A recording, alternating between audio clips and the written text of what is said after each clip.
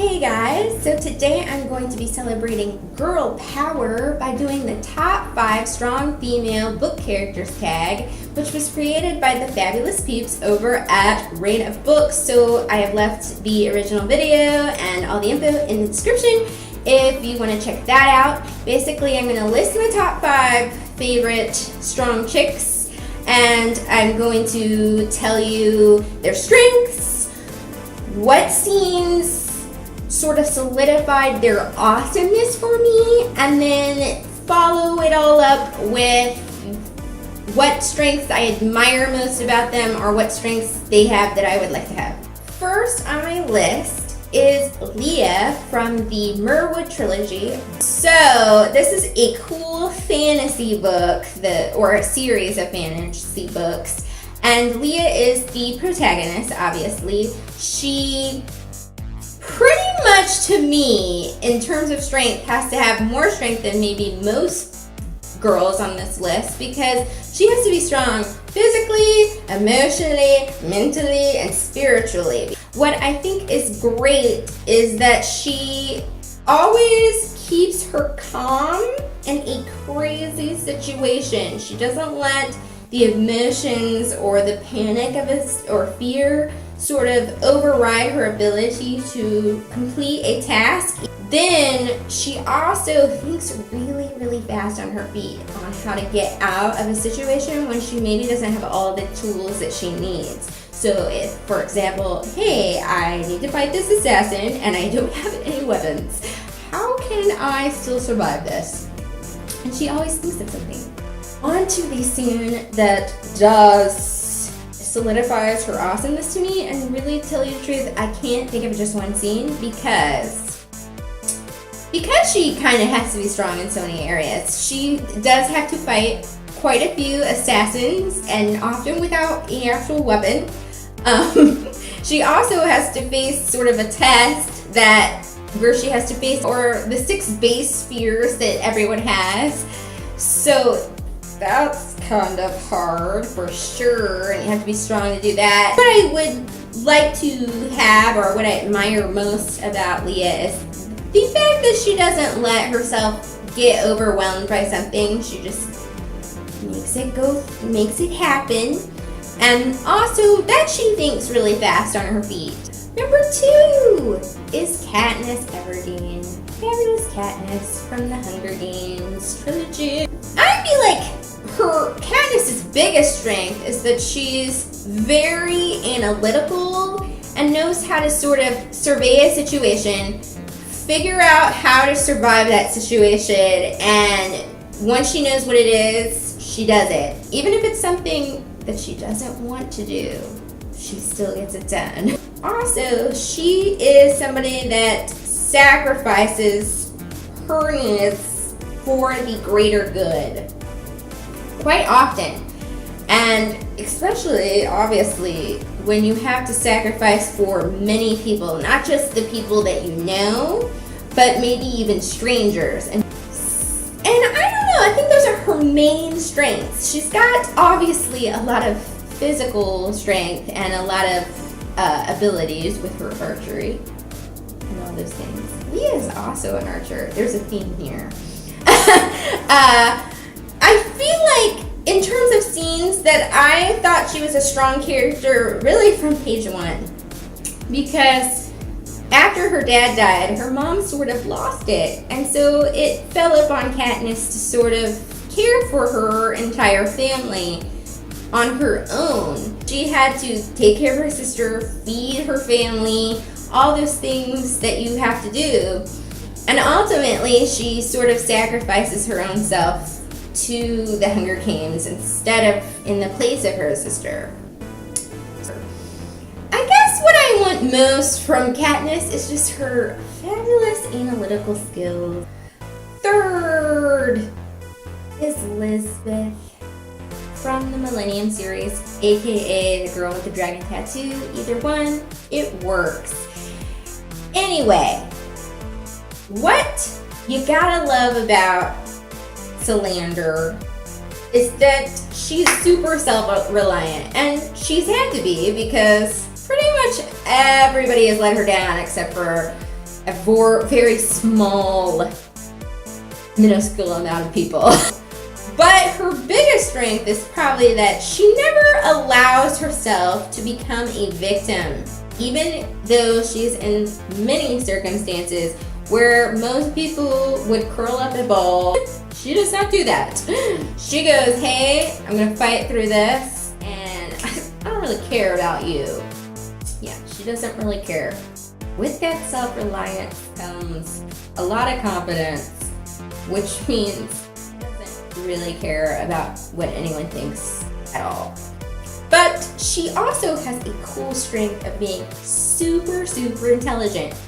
Like, eidetic memory intelligent, prodigy intelligent, which I just think is super awesome.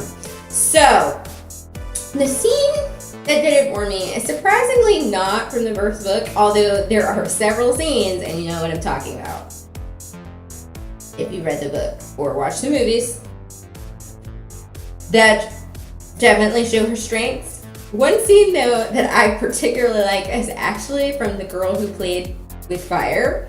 And it's, I can't say too much about it because I don't want to spoil you too much. But basically, she is in a literal life and death situation. And the only way she can get out of it is with a cigarette case. Elizabeth in the cigarette case? Like, awesomeness. What I admire most about Elizabeth is, I think, her intelligence, but also that idea that she does refuse to be a victim and always stands up for herself, even if it is in extreme ways. I probably wouldn't want to go as extreme as her, but she sort of has to go extreme sometimes. So the next two are girls from classic literature, because I think strong females in classic literature sort of laid the base for the strong female characters that we have today, basically. So, first classic literature chick is Jane Eyre from Jane Eyre. Duh. So, what I like about Jane is that she sort of has a quiet strength. She always stands up for herself, but she knows how to do it in this way that's not mean or cruel, but she's definitely not going to let you walk all over her. In addition, I feel like she always tries to do the right thing, even if it doesn't benefit her personally. So I think that is a really cool element of her character. And the scene that I guess sort of does it for me is actually when she's a child, sort of in the early parts of the book, because her aunt basically sends her to the orphanage because she doesn't want to deal with her anymore and she thinks her own children are better. And Jane just tells the woman off. She's like, what you've done to me is not cool, and you're gonna see some reap what you sow, girl. Okay, she obviously doesn't say it like that, but that was the gist of the speech. What I admire most about her is kind of like I said, that she doesn't let people walk all over her, but she manages to sort of still be kind about it and at the same time. There was quite a debate about who was going to fill this last spot. There was a little merry war between characters in my mind. But I finally went with Jo March from Little Women.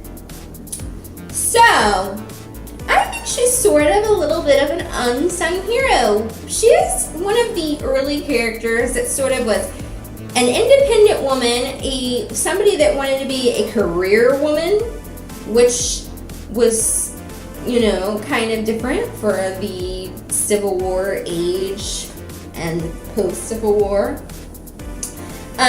She sets goals and she figures out the ways to get those goals. In this book. She wants to be a writer, and she tries to figure out how to make that happen. And in 2, she has to also later on try to figure out how to do that and still remain true to herself, because it's a tough thing to do when you're a young person, a young woman, I think. She always sacrifices for her family, even though she's very independent. She's also very good at contributing to her family. She is a character that is also self-aware. She is aware that she has quite a few flaws and a little bit of a temper problem. But because she's aware of it, she tries to work on it and become better as life goes on, which I think is great. The scene that sort of, I guess, does it for me is that she decides to leave home, everything that she's known, and just go to New York and make a stab at being a writer and just be independent, which I think is just awesome. What I admire, I think, most about her character is her independence, but also that she never lets the little roadblocks of life get her down. That was my list of top 5 strong female book characters. I'm fully aware that I have not yet reviewed any of these books that these girls are from, and I didn't want to go into a really long summary in this video, so if you have questions about what any of these books are about, feel free to ask in the comments. I'm happy to tell you the summary that way. See you later. I hope you enjoyed watching. Bye!